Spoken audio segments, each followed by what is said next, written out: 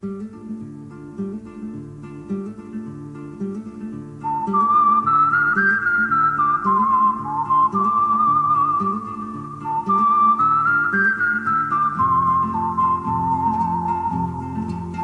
are listening to the In the Mouth of Dorkness podcast, the official podcast of the Alamo Drafthouse, Winchester. Welcome to another edition of the It Modcast podcast. Joining me is Brian Young. Yes, he's really here. The Turtle Dork. Yay! Happy Friday, everybody. And also joining us is Lisa Gullickson, wife Dork. I'm being invisible. I'm also being silent. And Brad Gullickson, mouth Dork. Hi.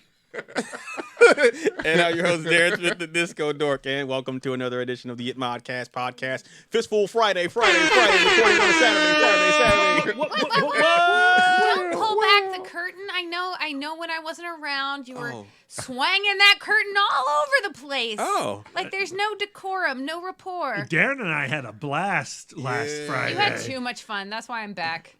Oh. Those were great eps. I'm back to bring it down. No, not true. Ladies and gentlemen, this Friday, in honor of the release of The Invisible Man, we have a Fistful of Invisibility. Also because podcasting is not a visual medium. This is perfect. We are all today invisible. Yes, that's right. Pretty much. All right, Brian, let's see. Your number 5 in your Fistful of Invisibility is going to be... I'm going to take the obvious off. So Now You See Me, Now You Don't. No. Oh. Part 2. You're welcome. That's not invisible. That's disappearing. That's different. But that's... Well, now you see me, now you don't. Like, you don't see me. I'm invisible. No. God damn it. Well, I don't yes and. I know but. Oh. well what is my list is going to be massaging the rules a little bit, as we always do. As we always do. So it's the obvious one to me. My number 5 is Drax.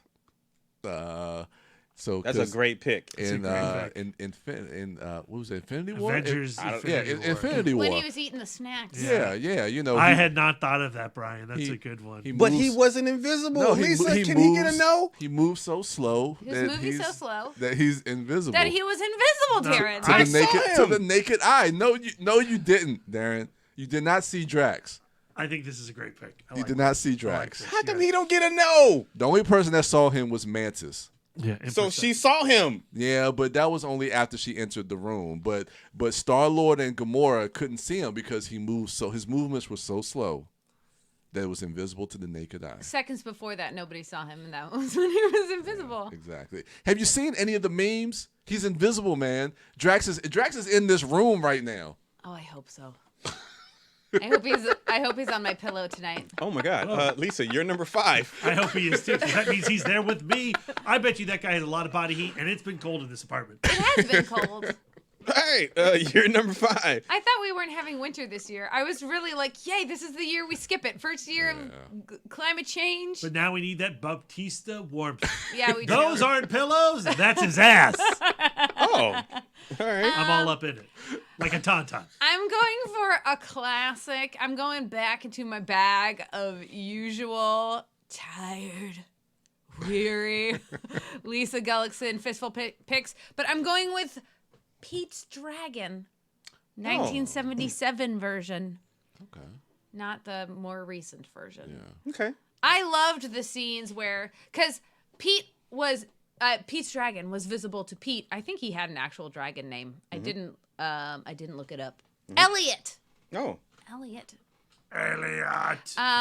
Jesus. So yeah, Pete can see Elliot, but nobody else can see Elliot. So it seems like he's in imaginary friend territory. But then they have scenes where Elliot is like knocking things over and causing a ruckus. And I loved those scenes as a kid. And I loved the idea of having some kind of imaginary friend or animal, like a ghostwriter or a snuffleupagus until he became real. Did you say Ghost Rider? Ghost writer. Damn it, Lisa. Who writes? I want to get messages on my computer, and I want to think that they're from a ghost. Okay. So That's yeah. creepy. Yeah. All right. That's a good pick. Thank you. I like it when they throw a blanket over him. Because when you throw a blanket over Elliot, you can see his shape. Elliot. No, not Jesus, that Elliot. Brad. He's totally visible. They have to put a costume on him. Yeah. Brad, what's your number 5? My number 5, I'm going with the traditional Invisible Man, but as experienced in a very non-traditional film, John Carpenter's Memoirs of an Invisible Man, starring Chevy Chase and Daryl Hannah. Oh yeah, I remember that movie. Yeah. This is a film that I don't think gets a lot of respect when talking about Carpenter, but it is one that I enjoyed quite a I bit. didn't know who you directed that. He did. Wow. He did. Sam Neill's in it. It's the film where Carpenter and Sam Neill met, and that's how Sam Neill got into In the Mouth of Madness. Because was that more of a comedy? Yeah, it's a straight up comedy. Oh, maybe that's why I didn't think. Because I remember it as a child. But I mean, I would call it a dramedy. There are stakes involved. What I love about Memoirs of Invisible Man compared to past Invisible Man stories is it showed you how, look, you can't just eat whatever you want if you're an invisible man. Because if you drink brown liquid, people will see the brown liquid. It's called and so he Hershey starts Swords. drinking vodka and he has to do clear stuff and he upsets his stomach at one point. You see the acid reflux. So he drinks Pepto-Bismol and then you see the pink stuff go down into his belly and cure the acid reflux. That's some clever fanficking, the Invisible Man concept, and I really appreciate that movie. Is that Carpenter's best movie? No, it's not. But it's not his worst. It's definitely not The Ward. It's pretty good. I like it. And, I think Memoirs of Invisible Man's biggest problem is the Chevy Chase factor. I wish the film had cast somebody else in that role, and I think more of the John Carpenter-ness would have come out. But Chevy Chase sort of... like Kurt Russell? You want a Kurt Russell in there? I was thinking, like Jeff Bridges from Starman. That would have been a really interesting reunion on Memoirs of Invisible Man. There you go. Speaking of fanficking, I can do that. Fan casting. Right. That's a good pick. My number 5, in honor of... So I seen the trailer to Invisible Man, and Elizabeth Moss's her husband seems to be like a very angry dude. And in honor of her anger, his anger, I'm gonna... My number 5 potentially may anger Brad. Uh-oh. My number 5, I'm going to go with Batman Begins.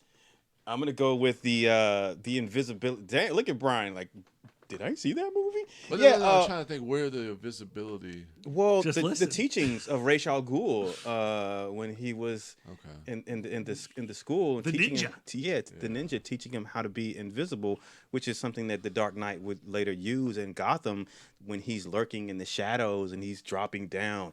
Where are you? Here. He's being invisible, right? And so it's a the ways of the ninja. It's something that Bruce Wayne would learn, and not just in this movie, but like in the comics too. I mean, that's a thing. Like Batman would use that the shadows and not being seen to jump out and surprise his the bad guys at his convenience. That's invisibility is a tool of his. Oh, I get it. So the turtles, I get it.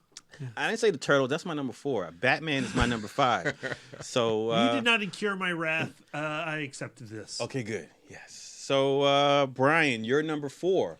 All right, since Lisa took dibs earlier this week. I have to edit that because I always get confused between Hollow Man and Dark Man. And I was thinking of Dark Man, which is weird because he's not actually invisible in that movie. He's just covered in rags. So I haven't technically seen Hollow Man. So if you want it, you can have it. Yeah, like when I looked it up, I was like, Kevin Bacon is in this movie. No, he's not. So you were like looking up invisibility movies. You saw Hollow Man. You're like, I love that Dark Man movie, which has nothing to do with invisibility. It's got Liam Neeson in it. He's covered in rags, and he's turning invisible. No, he's not. He's just rotting off of his core. But it's so you can have it, and I apologize for my dibs. No. I was. What's the opposite of dibs? You bibs. Yeah, I was gonna pick something else, but I guess since it's open, I'll take Hollow Man. Damn, right? If you don't, I was. Okay. Really? Y'all let me down, man. I I have some good ones. use them. Go. Use that? Yes. Okay. Oh. Well, Let's get a good one. it's a bad movie, but I So? love the So no Hollow concept. Man? Yeah. Shit. All right, I'll skip Hollow Man. Yes. So actually, yeah, because that'll work out if I do that. 1, 2, 3, 4. If you don't say this pick. All right, The Darkest Hour.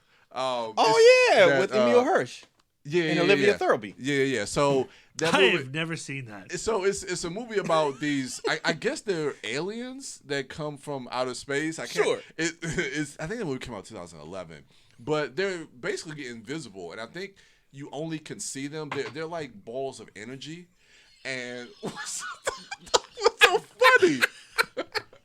Your balls of energy is funny? No. That was my name in college.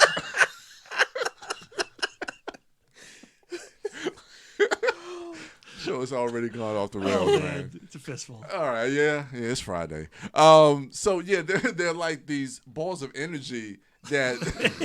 It's your hand gesture. It's your hand gesture.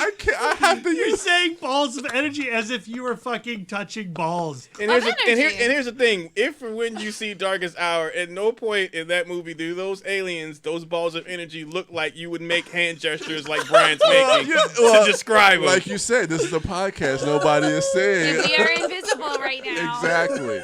So He can gesture however he wants. exactly. It So doesn't these matter balls how of he- energy. They are not spherical in any way, shape, or form. This is the episode we should have been live streaming. I know, my right? gosh. So the cool thing about these aliens is that when they get a hold of you, you disintegrate. So it's just that idea of not being able to see these aliens, and like they can just come right up on you, and once they get a hold of you, you just start disintegrating. You And that's- become invisible. basically, yeah.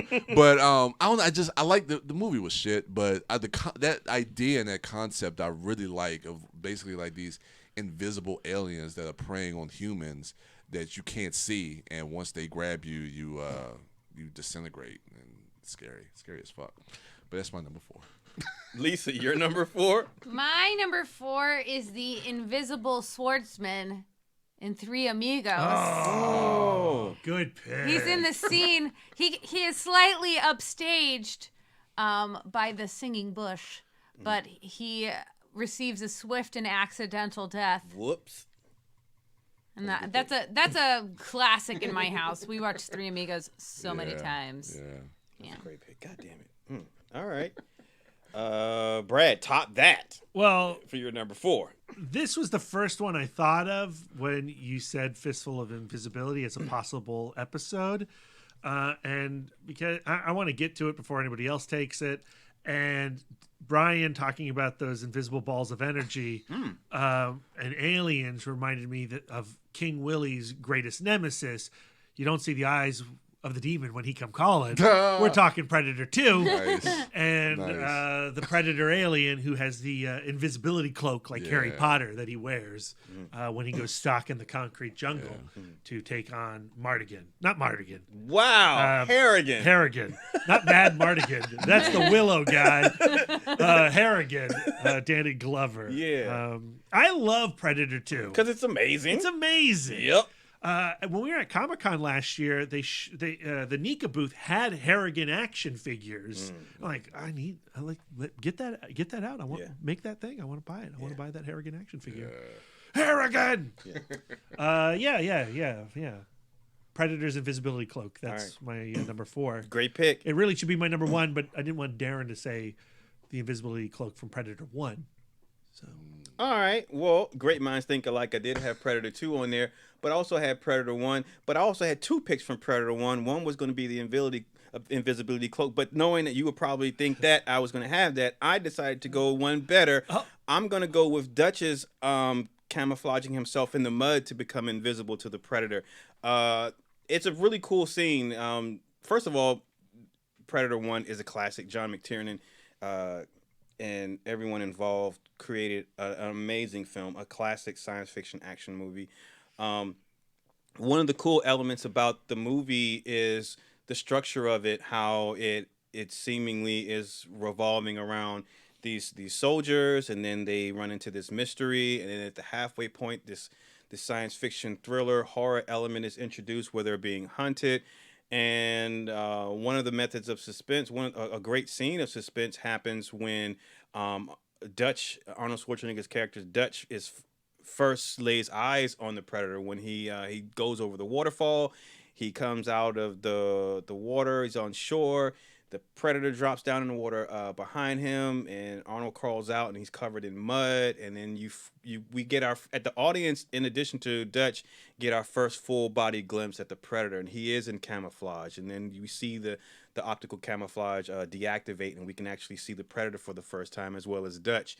And Dutch, in an ironic turn of events, he is camouflaged himself, and he's used the mud, and it's a really cool scene. It also shows us the predator switching his thermal vision to different types, so we get to see that. And it's from that moment that Dutch realizes that he's operating on a different optical wavelength, and that he can use this.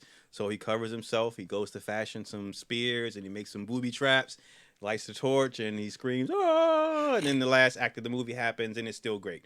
But yeah, that's my number That's a good 4. pick. Good pick. Brian, your number 3. So my number 3 is another horror film, and this is one that me and Darren saw at Comic-Con. We got an advanced screening in shit. This is a great pick. 16 or 17? Yeah. They all meshed together. Yes. 16, I can't remember what year. It's the Star Trek Beyond year. Yeah. Because we got to see Lights Out. Out. Lights Out is my number 3. That is some entity or something is basically invisible in the dark. You can only see. No, they're invisible. Well, they're always invisible because when you shine the light, they go away. So You cut the light off, that's when they can get you. Yeah. But then you don't see them because you're in the dark. So basically, it's always invisible. Right? Yeah. Sure. Right. You Okay. can't visit. You can't visit with your vision. It's invisible. Yeah. Exactly. So, again, just like with The Darkest Hour, how something terrifying, something coming after you, that's preying on you, that's attacking you, that you can't see, is fucking terrifying. And Lights Out is the epitome of that. And that was a great, fun movie. David F. Sandberg's directorial debut, based off his YouTube short video. That was pretty awesome. That shit was creepy. That was creepy. And he's got a career out of it. Now he's the director of Shazam. Shazam! All right. Wife Dork, your number 3.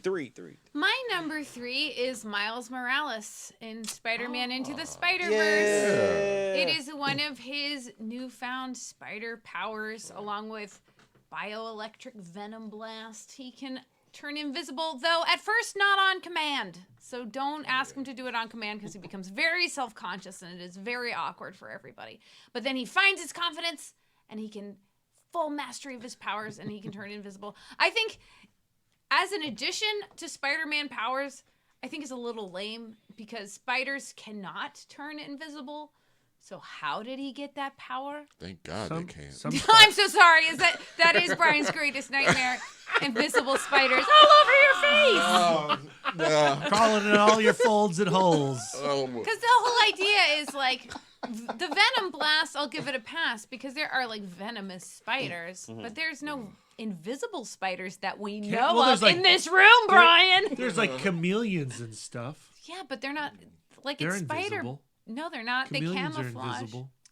And like Dutch, that's a I kind give of it a pass invisibility. because Miles Morales is an amazing character, and who doesn't like invisibility powers? If ever given the choice between flight of invisibility, I always pick invisibility because I'm an introvert and a perv. And who doesn't like invisible spiders?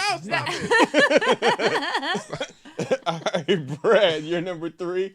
Speaking of invisibility and perversion, Oh. I'm going with a 1985 not so classic horny teen comedy, School Spirit. Have you ever seen School Spirit, Darren? Sounds familiar. The kid dies in a car crash and he comes back as a ghost. And what does he do with his powers? He haunts the ladies' locker rooms. Oh my gosh. School Spirit. It's Shame a on VHS bestie that I watched until the tape frayed. Yeah. I watched a lot of School Spirit. It was almost as good as Scott Baio in Zapped. Remember Zapped? Oh my, yes. Oh yeah, Zap. Yeah. Zapped Zapped reached a wider audience than School Spirit. But if you're in the mood for watching something that's not Zapped because you've seen Zapped 100 times, you should check out School Spirit. He's a ghost. He goes into locker rooms. They can't see him, but he can see them.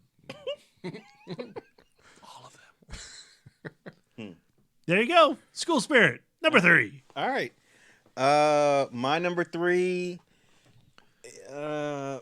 This one I might get a no from Lisa. Uh-oh. I have veto powers. All right, so I'm gonna go with James Cameron's Aliens. I'm gonna go with the Xenomorphs, in particular the sequence when the Space Marines are over. They're like 2 floors up above the fusion reactors, and they're in the corridors that have been cocooned or they've been plastered with the xenomorph resin, and the xenomorphs are there, like they're basically they're all around them, but they can't be seen because of the biomechanical nature of H.R. Giger's design with the xenomorphs themselves, and then just the structure that they create with their resin in the universe of these films.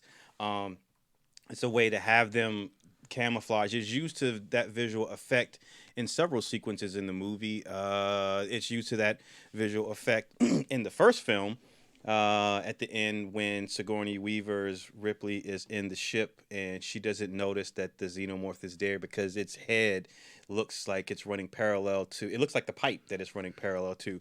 But in that way, because of their biomechanical design, they are invisible to the naked eye depending on where they are in relation to a particular structure.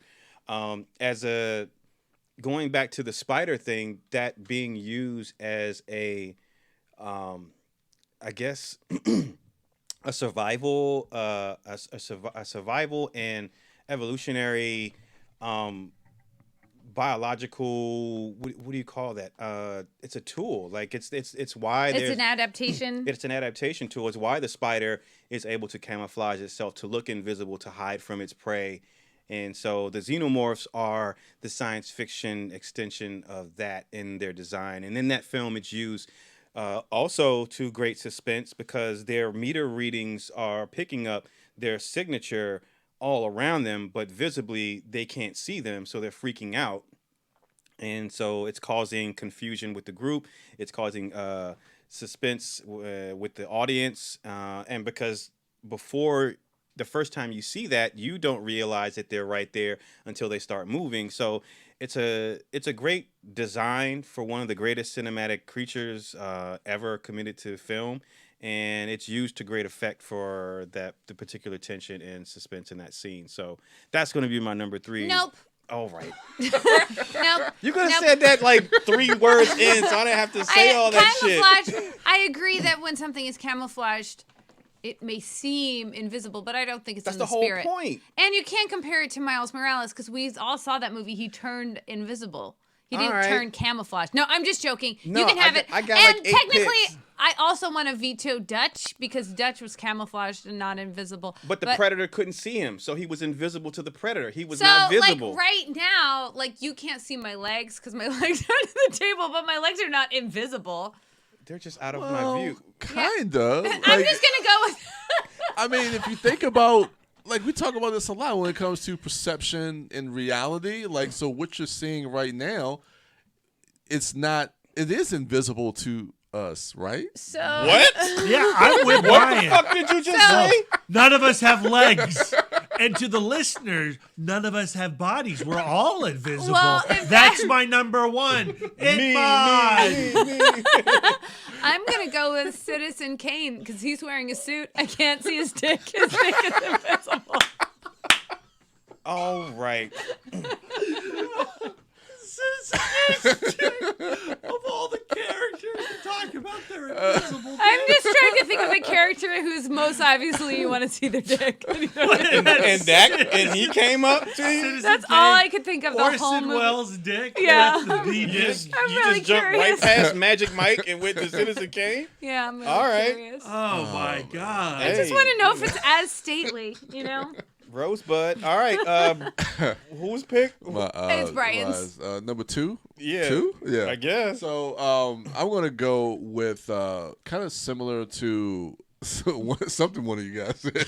Look, you- Predator. It was Ghost in the Shell. The scene in Ghost in the Shell, the animated or live action, whichever one you want to choose. It's your pick, motherfucker. Damn. They were both invisible. It's the iconic scene. What is it called? And the what's called? The technology used in this particular shit, picnic. I don't Come fucking on, know. Brian. If you're gonna use it, I mean, what? I didn't want. I'm staying away from Hollow Man. So Ghost in the Shell. I'm using Ghost in the Shell. She had the invisibility suit. you're not even gonna do Mamoru Oshii any type of. It's thermoptic camouflage. Thermoptic camouflage. Yes. Why'd you Yes. say it like that? I was making sure I got the pronunciation Say it again. right. Do it again. Thermo- Nope.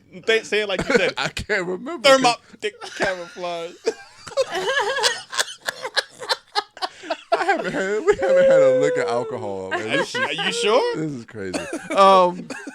So yeah, Ghost in the Shell. She beats up. It's always funny to see like somebody get beat up by somebody that's invisible because it just looks funny. Like especially like when she uppercuts him and he like flies up in the air and he gets twisted all around and it just looks funny. That is always fun. It is. It's fun. I was trying to think because I'm like, it's like a trope where like, you know, a main character is like a friends with an invisible character or with like an angel or something, and they go off and somebody sees a crazy person just talking to the air, and The I'm Heavenly like, Kid. okay, no, that's not the one I was thinking of. But I've been like racking my brain, and I'm like, Same. what do I put in the Google search? Like, man talks to invisible and then Harvey. Harvey. I've never seen Harvey. How about The Heavenly Kid? I don't know. Pretty good. It's on Amazon Prime right now. It's all right. It's all All right, that's a good pick, Brian. Lisa, you're number 2. Oh, I should do any movie with somebody praying because then the character is God. God. And God's invisible. Damn it. Narrow it down, Lisa. Instead, That's cheating. I could name any movie because God probably exists in every movie because movies are imaginary. Okay. I went with Samantha in Her, Okay. the AI technology played by Oh, Scarlett Johansson. That despite her being an artificial intelligence and non-corporeal, this film proves that Scarlett Johansson is still hot and that Joaquin Phoenix would still do her. And who wouldn't? So, Wait. like, I could do Hal. No, because Hal, you can see the machine. You can see the machine in Yeah, her. but like the machine is not Samantha. Like the machine is Hal. Samantha is the intelligence, Yeah, but she's Samantha- not the machine. Yeah, Samantha is the operating system, which could be So it's like your Siri? phone, your computer, anything. I mean, it can live through anything. So Siri is invisible? Yeah. Yeah. I don't know. But Siri isn't a person. She's a program. She's a software. program, but like Samantha transcends Yeah. programhood. She's a person, but She she's turns into a person? invisible. Yeah. I haven't seen that movie, by the way. Oh, Oh yeah. my god. Yeah, we watched it with That's great. we watched it with my brother and his wife Kenzie, whom we adore. But for some reason, they went into that movie and was like, "This isn't possible," and then didn't enjoy the movie. Oh. And like, I was just like, "No, you can't just reject the premise of the film. Like, the film is about like they're like, I can't stretch my imagination enough, just like you can't stretch your guys' imagination enough and admit that Samantha is invisible because you can't see I her." agree. Okay. Thank you, Brian. You just like Scarlett Johansson. I do. Who but- doesn't? I do, but I also agree that it is invisible because it's an AI, but you can't see her. And you can't see the intelligence, but then she goes off and joins the cloud or AI whatever. is coding. Like, you can look at the code. Yeah, but like Lisa just said, that it transcends that. That's Are you why saying metaphorical or in the movie, No. like she becomes like Yeah. a thing? Yeah, She no, in the becomes her movie. own intelligence. No, you're right, Darren. No, but you can't. I gotta look- watch the movie now. You can't actually see code. You can write code down, but that's not the code. Like, if I type it in, I'm seeing the code. you're seeing the code on the screen, but that's just a translation of the action that's So you're happening. saying there is no spoon? Yeah. Oh That's what I'm saying. So Neo is See the eyes of the invisible. demon. Tell him come calling. But like when you see code, that's just a representation of the thing that's happening. the That's ones not and the zeros. thing. The ones and It's zeros like what are Brian not was saying about the legs and Citizen Kane's dick. We don't know what's going on. Yeah. invisible. Perception. It's all what's in So front my of your dick eyes. is ones and zeros. Like it's like I'm high fidelity. Sometimes you can't can't see John Cusack Yeah, in those because scenes. He's It invisible. could be because we could be in a simulation. All right. Can we just get to my pick? What's Yeah. your number? What is it? Number 2. Your number 2. Oh shit. Your number 2 is invisible because you Oh, can't see it. yeah. In your mind's eye? You guys have like eradicated my brain. My brain's invisible. You're welcome. I'm talking about the classic sci-fi film Forbidden Planet in the 23rd century. Damn. Leslie Nielsen travels to the planet Altair 4 and encounters Dr. Edward Morbius. And on this planet, Is people his are being... name really Dr. N-word? No, Edward. Oh, Edward Morbius. God damn. Edward Morbius. Edward Okay. Morbius. All right. And people are being killed by this invisible monster, which turns I out remember. to be Yes. his id. It's a manifestation of his id, but it's an invisible creature that you can't see, except in one shot when he gets electrocuted. Yeah, and you can see the frame for a millisecond. But yeah. And it's a remake of The Tempest, Shakespeare. If you like Shakespeare, you'll like Forbidden Planet. Wait, what do you mean? I like Shakespeare? No. You Oh. classless fuck.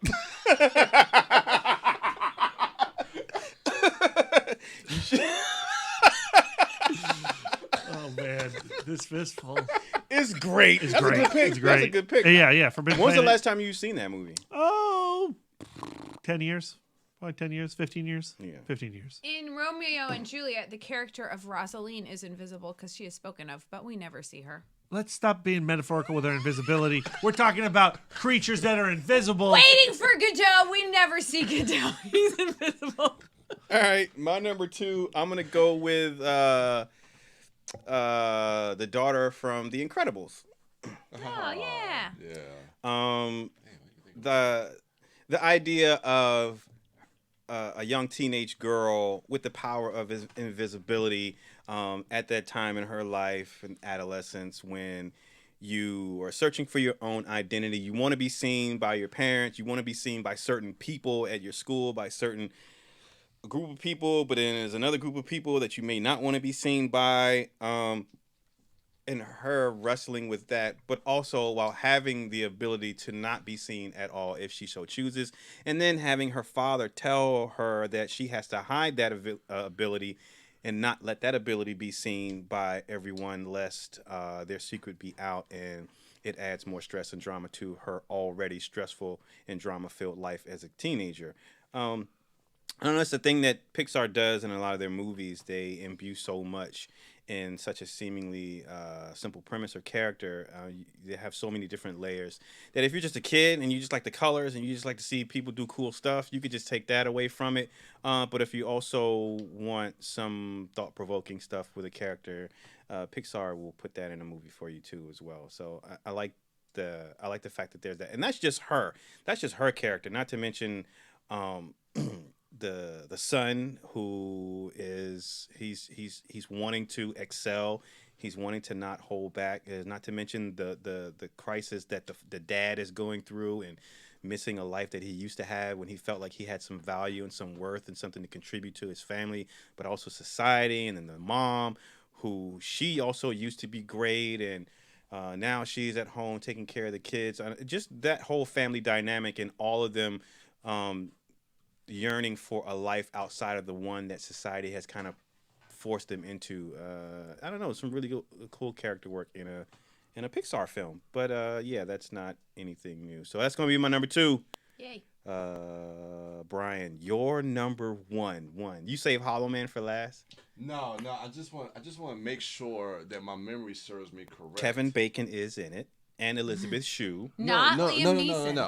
No. So He's not invisible. He just needs some face work. So this is not an invisible person. Then but don't use it. No. It's invisible, but okay. This is a movie I saw as a kid, and it always stayed with me.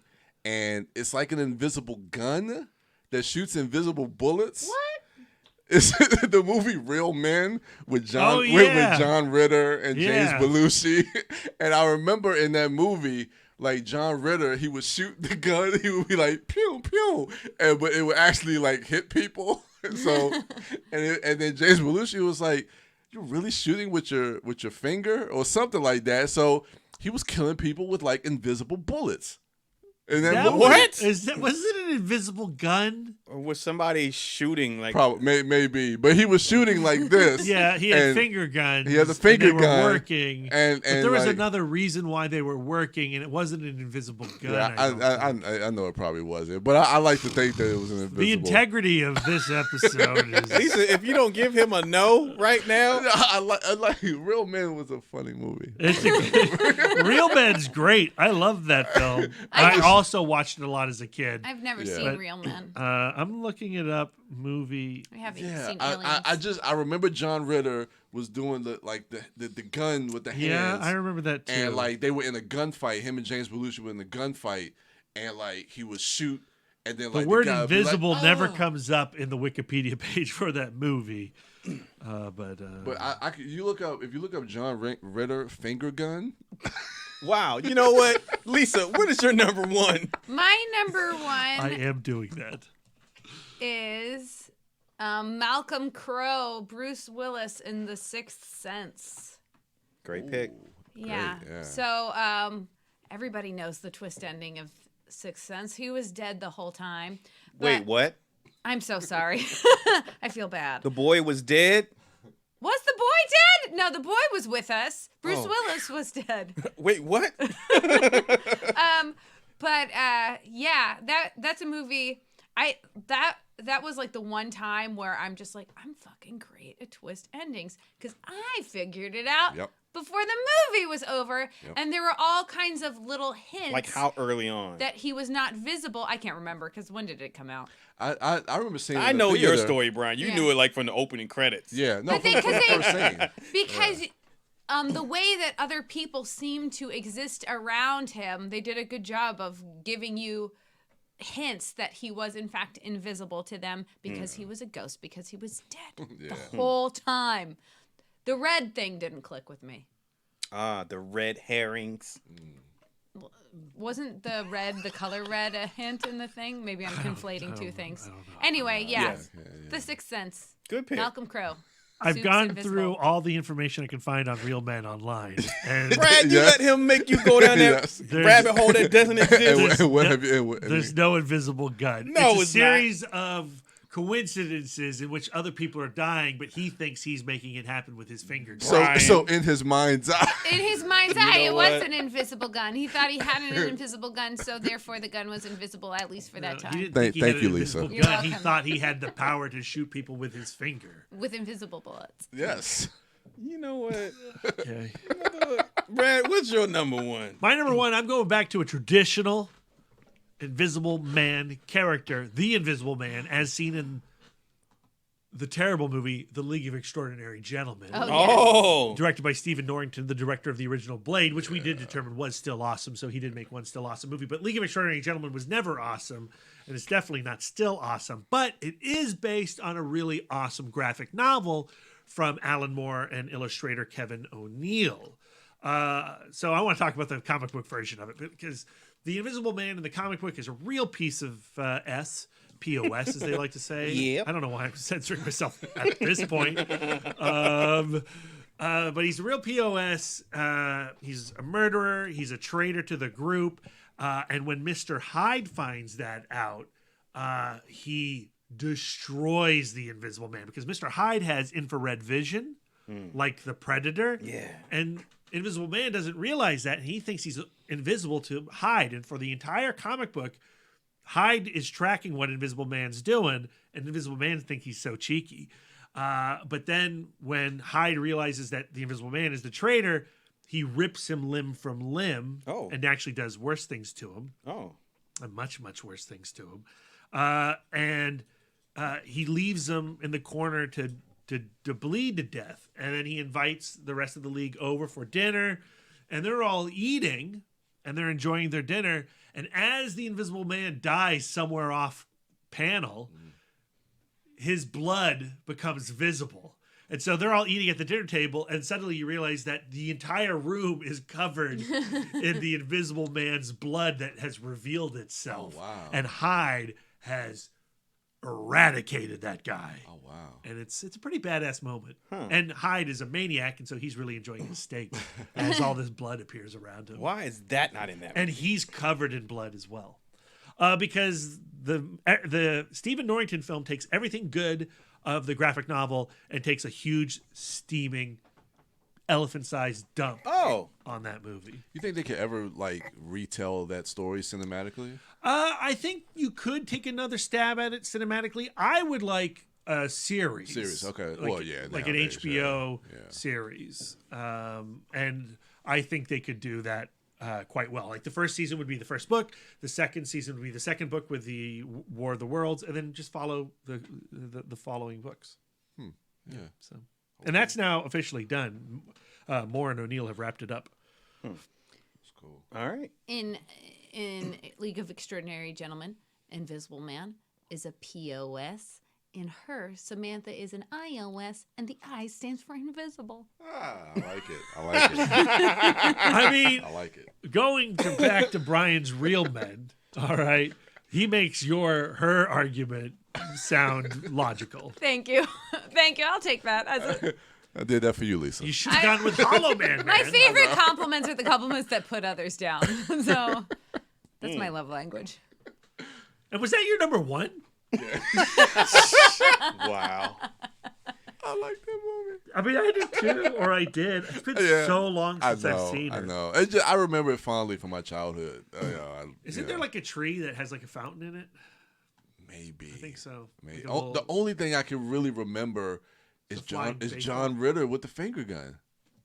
And that's your number one. Yeah, because I thought about that. I was like, oh man, he's killing people with invisible bullets.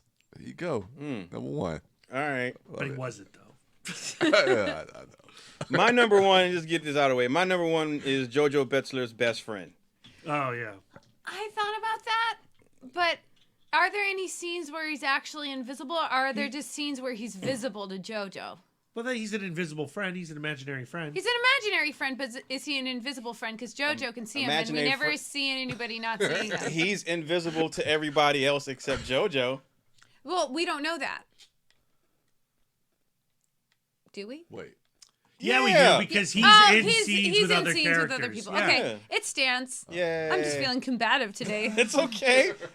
I like a good fight. Mainly because I'm dying to watch that movie tonight. It's date night, so Jennifer and I are gonna Yay. watch it. And also because it's a great movie, and Taika Waititi is a great director, but he's also a great actor and a great writer, and everything about that movie is great. His performance, the way that he handles that material and subject matter, the way that he works with his actors, both adult and child, is commendable. And so, yeah, that's my number one. Hit us up on social media, ladies and gentlemen, and then let us know what your Fistful of Invisibilities are. There is. I didn't realize there were so many. What? Excuse me. I was so confused. You should have seen Darren's face because, like, Brian says something and then he goes as if he's like going to like backhand Brian. I was should very have. concerned. Oh my god. Yeah, I'm sorry. And I'm also apologizing for not editing that out.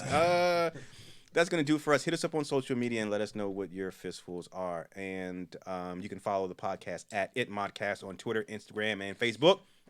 Brian can be found at The Turtle Dork on Twitter, at The Turtle Dork 1 on Instagram, and at Brian William Young on Facebook. That lovely young lady there is at Sidewalk Siren and at Baked Dork on Twitter and Instagram. She's also at Sidewalk Siren on Letterboxd.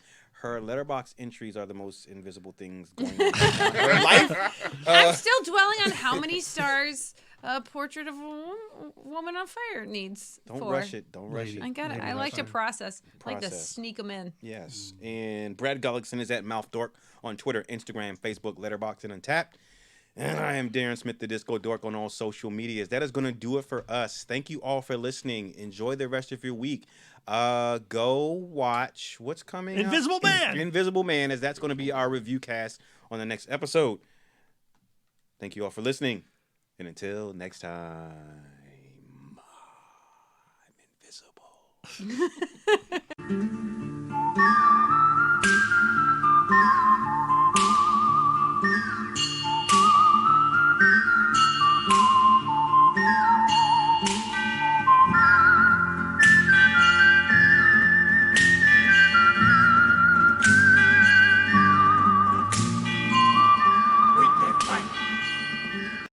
oldie nudity in that first episode of Hunters. Oh, really? You're just like, that's an old lady. All right, and that's our stinger. Recording in 3, 2, 1.